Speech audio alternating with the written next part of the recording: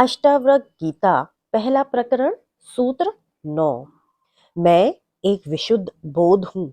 ऐसी निश्चय रूपी अग्नि से गहन अज्ञान को जलाकर तू शोक रहित हुआ सुखी हो। अष्टावक्र केवल निषेध की बात ही नहीं करते हैं कि अहंकार छोड़ दो तो ज्ञान होगा।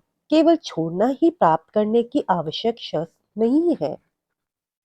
निषेध वाले धर्म केवल छोड़ने की बात करते हैं, त्याग की बात करते हैं। सब छोड़ दो, घर बार, पत्नी, बच्चे, कपड़े सब छोड़ दो, जंगल चले जाओ, भूखे रहो, भीख मांग कर खाओ आदि। इस छोड़ने की शिक्षा ने दुनिया का बहुत अहित किया है। छोड़ सब दिया किंतु मिला कुछ नहीं। ऐसे व्यक्ति की स्थिति बड़ी दयनीय हो गई। वह मार्ग से ही भटक गया, धोबी का गधा बन गया, न घर का न घाट का। किंतु अष्टावक्र विधायक है। वे कहते हैं अहंकार मात्र छोड़ देने से, कर्तापन छोड़ देने से वे परम मिल ही जाए, ये आवश्यक नहीं है। फिर छूटने की भ्रांति भी हो सकती है, किंतु वह सूक्ष्म तल पर विद्यमान रहता है। ये मान लेने से कि अंधकार नहीं है, अंधकार विलुप्त नहीं हो जाता, दीप जलाने से ही दूर होता है। अष्टावक्र इसलिए विश्वास दिलाते हुए कहते हैं कि आत्मज्ञान के लिए तू ये निश्चय पूर्वक मान ले कि मैं विशुद्ध बोध स्वरूप आत्मा हूँ, तो तेरा ज्ञान रूपी अंधकार चाहे कितना ही घना क्यों ना हो, एक क्षण में विलीन हो ही जाएगा।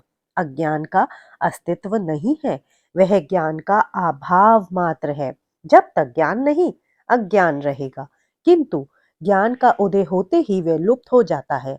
इस ज्ञान प्राप्ति के बाद ही मनुष्य शोक रहित होकर सुखी हो सकता है।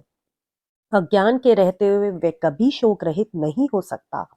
अज्ञान के कारण मनुष्य की अनेक उपेक्षाएं होती हैं। जब उपेक्षाएं पूरी नहीं होती तो वह दुखी होता है। उपेक्षा रहित जीना भी एक कला है। जो मिला है वह अमूल्य है।